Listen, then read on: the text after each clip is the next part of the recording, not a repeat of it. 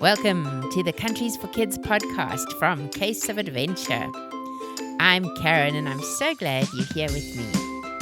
I'm going to read you some more of Cuckoo Clock Secrets in Switzerland. The Cuckoo Clock Secrets book is part of our Switzerland Adventure book. To find out more, go to caseofadventure.com. Our England Adventure book is nearly here. The story is called Undercover Enterprise in England. In it, the children are called upon by their good friend Ian Weems, the Earl from Scotland Adventure, and they're asked to help solve the mystery of the sabotage threats at the BBC. So look out for England Adventure coming soon. Now sit back, relax, and join Ren, Rome, Jake, Libby, and Tiffany in their adventures in Switzerland. On Saturday, the Gray family were packed and ready for their adventure. They were sad to leave Granny and Grandad and gave them big hugs as well as promises to write and to visit again soon. Then they set off for Cape Town International Airport. Once they were inside the terminal building, Dad pushed a luggage trolley piled high with 3 suitcases on wheels, 4 backpacks and a snack bag. Mom pushed Tiffany along in the stroller with Dad's laptop and warm jacket stowed safely underneath. Ren thought about how each traveller rushing through the airport was on a journey into an unfamiliar world. Today, she thought, we're in Cape Town, but tomorrow we'll be in a strange country on an entirely different continent. This is the first boarding call for Air Switzerland Flight 1130 to Zurich, Switzerland. Now boarding at gate F4, came the voice over the airport public address system. Please make your way to the gate and have your boarding pass and passport ready for inspection. Thank you. The family stood in line to board the plane. Dad held the passports and boarding passes in his hand. When they were all settled with their seatbelts buckled, they examined everything while they waited for the plane to take off. Each person had a tray table that folded down from the seat in front of them. Above the table, also on the back of each seat, was a small television screen where you could watch movies and look at travel maps. Above the children's heads, fasten your seatbelt and no smoking signs were lit up. There was also a fan and a reading light that could be switched on and off from the controls in each armrest. There was a pocket in the seat back in front of them, which contained a flight procedure safety card and a brown paper bag. What's the bag for again? Asked Jake. That's for if you feel airsick and want to throw up, replied Mum. There was also a thin blanket and small pillow on each seat, and a pack with a tiny Air Switzerland toothbrush and toothpaste, plus a sleep mask to cover your eyes in the night. The air hostess gave the children each an Air Switzerland colouring book with a small box of crayons. Ladies and gentlemen, this is your Captain Hans Schmidt speaking.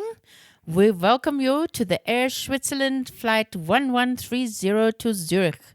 Our flying time will be approximately 11 hours, came the voice over the intercom. It was repeated in German. Meine Damen und Herren, die spricht Ihr Kapitän Hans Schmidt. Hiermit begrüßen Sie Ihren Flug nach Zurich mit Flug Air Switzerland 1130. Unsere Flugzeit ungefähr 11 Stunden betragen. The plane taxied to the runway and then all of a sudden accelerated and took off. The children hardly felt the moment when the wheels left the ground, but they were pushed back hard into their seats by the sudden force created by the accelerating plane. Looking out the window, they could see the city spread out below. The sun was setting and lights were starting to come on. For the next hour, the children read their books or watched updates of the plane's progress on the screens in front of them. The flight attendants brought out trolleys of food and began to serve dinner. Mom showed the children how to lower their tray tables, ready for the meal. Chicken or beef, sir? The flight steward asked Jake with a smile. Jake giggled at the sir and replied, Chicken, please. They each got to choose between chicken and beef for their main meal. The hot meal came covered with an aluminium lid with the words, Enjoy your meal, Guten Appetit, Bon Appetit, Buon Appetito, Bon Appetit printed on it. These words were printed in the 5 languages that are spoken in Switzerland. On each tray was also a dinner roll, a green salad with sunflower seeds and French vinaigrette, a little tray with butter, jam, and cheese, and a small baked custard for dessert. Each item was attractively wrapped in its own special compartment on the tray. There was also a small bar of chocolate wrapped in red and silver paper with the words, "Thank you for flying Swiss," printed on it. Trays were cleared away, and then everyone got out their blankets and pillows and settled down for a good night's sleep. It felt funny to be sitting up and going to sleep, but even that was forgotten as the gentle hum of the plane lulled them into dreamland. The plane sailed over the continent of Africa and then crossed the ocean towards Europe, carrying its passengers with it. Before they knew it, it was morning and the plane had landed and was taxiing towards the terminal building in the snow-covered city of Zurich, Switzerland. International Discovery Agents, this is your mission. Find out where cuckoo clocks were first made. Make a sundial outdoors by poking a stick into the ground and marking where the shadow falls each hour.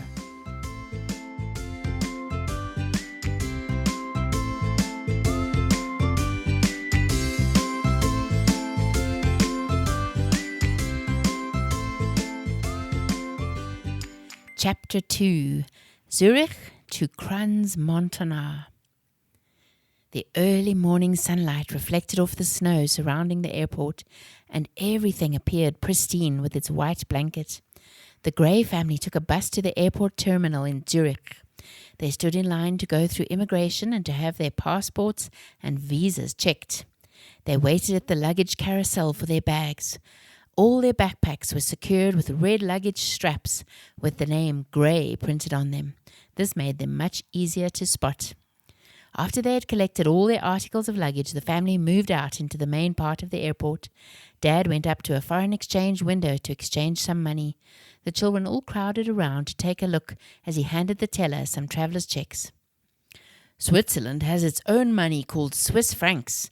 They don't use euros like the rest of Europe. Each country's money has a different value and can buy a different amount of Swiss francs.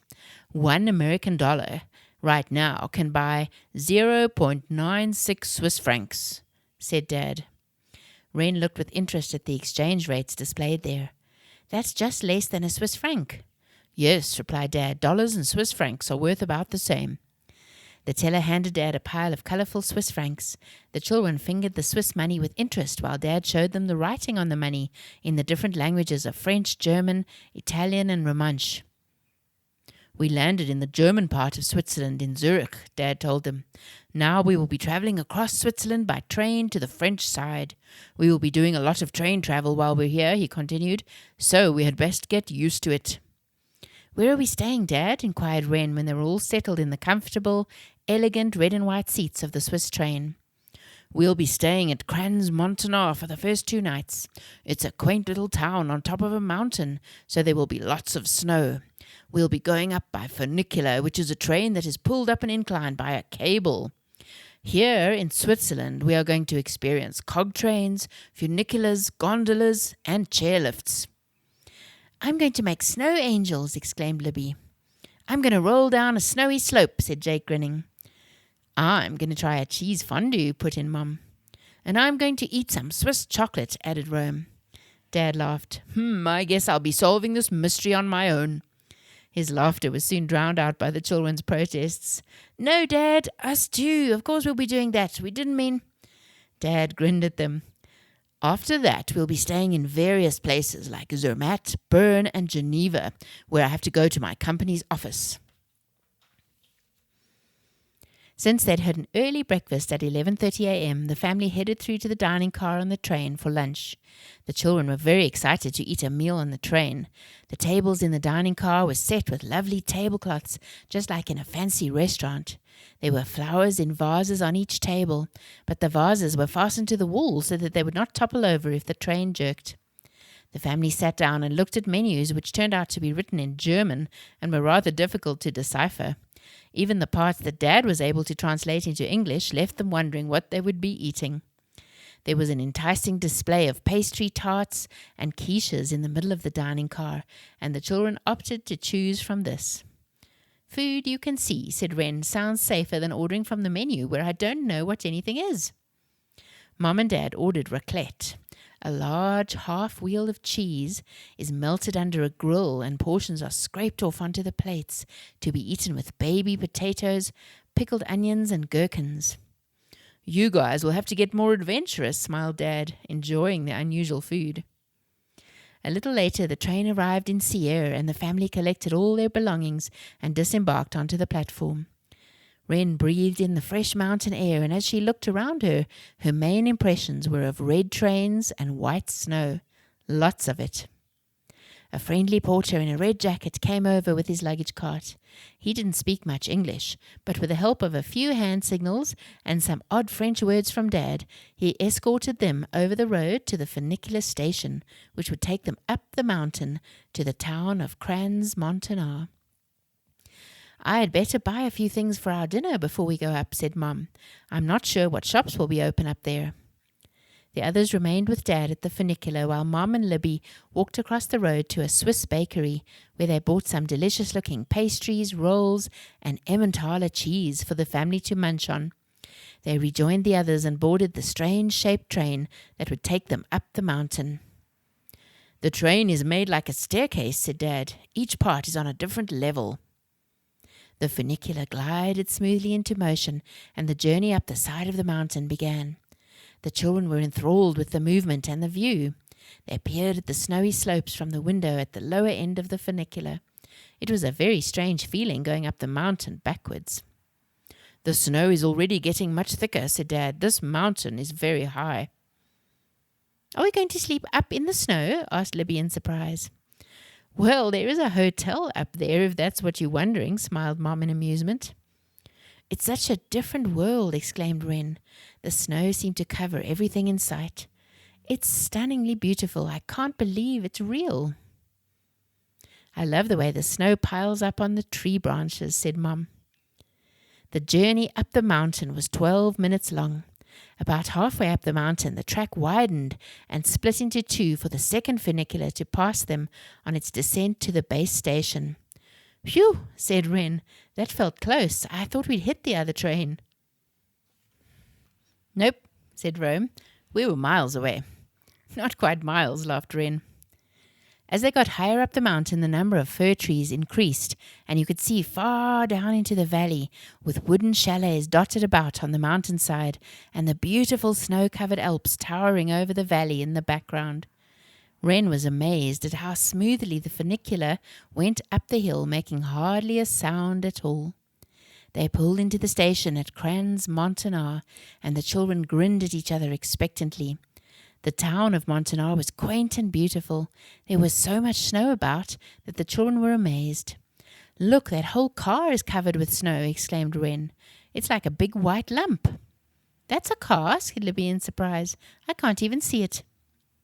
The streets were rather slippery from the ice, and everyone inched along cautiously. "Hold hands with Mom or hold on to the stroller," called Dad to the children. They made their way slowly to the hotel. The hotel window display was beautiful, with tiny strings of light hanging down and little ceramic animals standing in cotton wool snow. The foyer was warm and welcoming, and everyone was very glad to finally have arrived at their destination. They were all looking forward to being able to relax, have a nice meal, and climb into warm beds in this exciting new place. When they reached it, Dad unlocked the door and the children entered the self-catering apartment and explored it in delight, throwing their backpacks down on their beds. They looked into the quaint bathroom, well-equipped little kitchen, and bedrooms with snowy balconies. Wren flopped down on a bed contentedly.